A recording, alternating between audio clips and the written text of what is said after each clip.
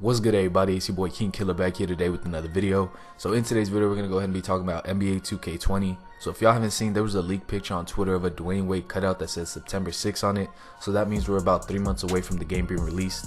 And I'm going to go ahead and be talking about some things I hope to see in NBA 2K20's MyTeam mode. So if you guys are excited for 2K20 to come out, make sure to go ahead and let me know by dropping a like on this video. It does help me out a lot. And without further ado, let's get into my little wish list. So the first thing I want to see in NBA 2K20 for my team is going to be position locks. I think they messed around with the idea this year, but obviously it never made it into the game.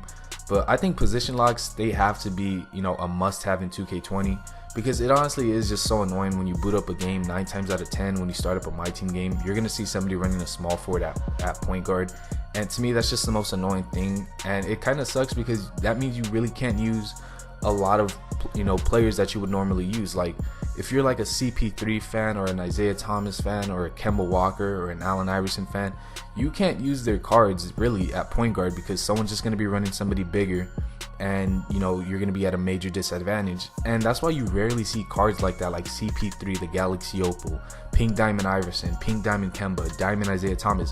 You don't really see those cards being used, and it's not because they're bad cards. It's just because they don't want to. They know someone's going to run a small forward at point guard, and they just don't want to deal, with having that disadvantage when they run that card. So in 2K20, I hope that they do have position locks, and maybe you could run them at their secondary position. And maybe if you run them at the secondary position, maybe they take like a -5 to all stats or something like that. So that way people actually have to use the card at the original position. So moving on to the second one is stop giving players fake stats. And what I mean by this is just, a perfect example is that Ben Simmons card that came out, the Galaxy Opal one. He has a 90+ three-pointer when he's never in his life made a three-pointer in the NBA. So that doesn't make sense. Why would you give somebody who's never made a three in the NBA a 90+ three ball? It just doesn't make sense. And it's not even consistent too, because it's not like they're giving everybody these stats. Like that Pink Diamond Bill Russell that came out, I don't even think he has like a +73 ball. I think it's somewhere in the 50s or 60s. So it doesn't even make sense. They're just giving some players these fake stats, but not all the players. But either way, I still don't want to see this in 2K20. If they can't shoot mid-ranges, don't give them a mid-range. If they can't shoot threes, don't give them a three ball. If they can't rebound, don't give them high rebounding stats. It's just simple things like this that I hope to not see in 2K20. So just stop with these fake stats. Next on the list, number 3, is going to be making collector level rewards closer.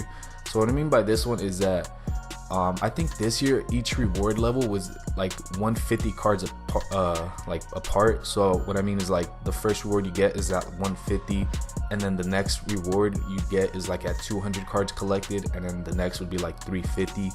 So hopefully they can make these next for 2K20 when they do the collector rewards. Hopefully they make them like closer. Maybe every 50 cards collected you get a reward, and then when when you reach the higher tiers, when they start giving out like Pink Diamonds and Galaxy Opals for collector rewards, maybe then that's when you make it like 100 cards away or 150 cards away. But hopefully they can make it like a little bit shorter, maybe like I said, 50 cards away.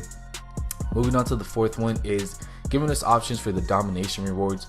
So this one, I forgot which one it was. I think it was 17 or 18, I can't remember, but there was one year where they let us choose who we got in domination, and I think that was cool because it gave us a variety of who we could get. It wasn't just, oh, you completed it, here you go, here's the only card you can get.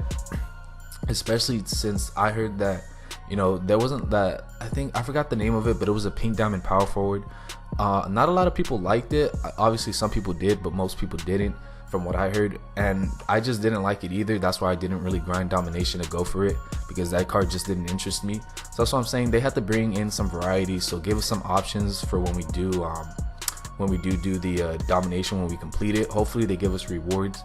Hopefully they give us options like they did in 17 or 18. Like I said, I forgot which one, but I think that'd be cool. And then maybe when they update, when like better cards come out, maybe they could update the stats too, like the badges. Maybe they could upgrade some of the badges from like gold to Hall of Fame, because I know that's kind of sucks when like you get a card at the beginning of the year and the badges don't upgrade. So I mean, maybe they could upgrade the badges, or maybe not, or maybe they could just come out with Hall of Fame badges, because I mean, completing domination is a hard thing to do, especially when you get to like the historic domination and the other I forgot the all-time all-time type domination. So maybe they could go ahead and give us some Hall of Fame badges and then let us choose from like a variety of players, like 3 to 5 players who we could choose from. And the last thing I want to talk about is going to be a better MyTeam or road to the playoffs, whatever you want to call it. So going 12-0 doesn't seem that hard really. It seems pretty easy, but then you got to think there's so many things that could go wrong and screw you over, such as maybe your power goes out in your neighborhood and obviously, you know, you get the loss for it. And obviously that's not your fault, the power going out in your neighborhood, unless you caused it. But you know, typically it's not going to be your fault when the power goes out. Or maybe 2K, you know, 2K has their moments and it messes up the game and then it crashes, and then obviously they're going to give you a loss for it. So now you have to, you know, you get the loss for it when it really wasn't your fault because you couldn't do anything. So they got to find a better way, a better like MyTeam way to bring into the game. Maybe bring back like the original road to the playoffs or something like that, but they do got to change it. But anyways guys, that's going to be it for today's video. If you guys did enjoy today's video, make sure to go ahead and drop a like, and if you're new to the channel, make sure to hit that subscribe button for me. Let me know down below in the comments what you thought of my ideas, what you thought of my lists, and let me know what you guys would add or take out of the game. But other than that, hopefully y'all enjoyed. I'll catch y'all next time. Peace.